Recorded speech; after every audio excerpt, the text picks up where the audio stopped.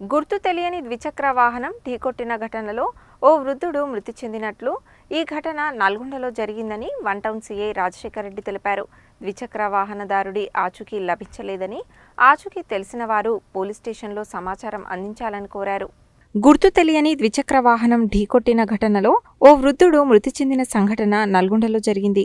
One town CI Rajasekhar Reddy తెలిపిన వివరాల ప్రకారం ఈ నెల 5న సాయంత్రం దేవరకొండ రోడ్డులోని కోమటిరెడ్డి ప్రతీక్ రెడ్డి కళాశాల సమీపంలో రోడ్డు క్రాస్ చేస్తుండగా చిన్నాల ఈదయ్య అనే వ్యక్తిని ఓ గుర్తు తెలియని పల్సర్ బైక్పై వెళ్తున్న ఓ వ్యక్తి ఢీకొట్టడంతో తలకు గాయమైందని, ప్రభుత్వ ఆసుపత్రిలో చికిత్స పొందుతూ ఈ నెల 6న ఈదయ్య మృతి చెందడం జరిగిందని చెప్పారు. పల్సర్ బైక్పై వెళుతున్న వ్యక్తి ఆచూకీ తెలియరాలేదని, సమాచారం తెలిసిన వారు వన్ టౌన్ పోలీస్ స్టేషన్లో సమాచారం అందించాలని కోరారు. ఈ కేసుకు సంబంధించి సీసీ ఫుటేజ్ పరిశీలించగా పల్సర్ బైక్పై వెళుతున్న వ్యక్తితో ఒక మహిళ ఆ వెనకాల ఉందని, కేసు పూర్తి విచారణ చేసి అతి తొందరలో వివరాలు వెల్లడిస్తామని తెలిపారు.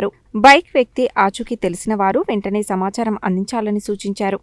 ఈ నెల తేదీ 5/4/2025 సాయంత్రం 4:10 సమయంలో కోమటిరెడ్డి ప్రతీక్ కాలేజీ ఎదురుగా ఉన్నటువంటి రోడ్డు క్రాస్ చేస్తుండగా చిన్నాల ఈదయ 70 years ఉన్నాయి. రోడ్డు క్రాస్ చేస్తుండగా ఒక గుర్తు తెలియని పల్సర్ వెహికల్ ఢీకొన్నది. ఈ వెంటనే కింద పడడంతో తలకు బలమైన గాయమైంది. వెంటనే గవర్నమెంట్ హాస్పిటల్కి షిఫ్ట్ చేయడం జరిగింది.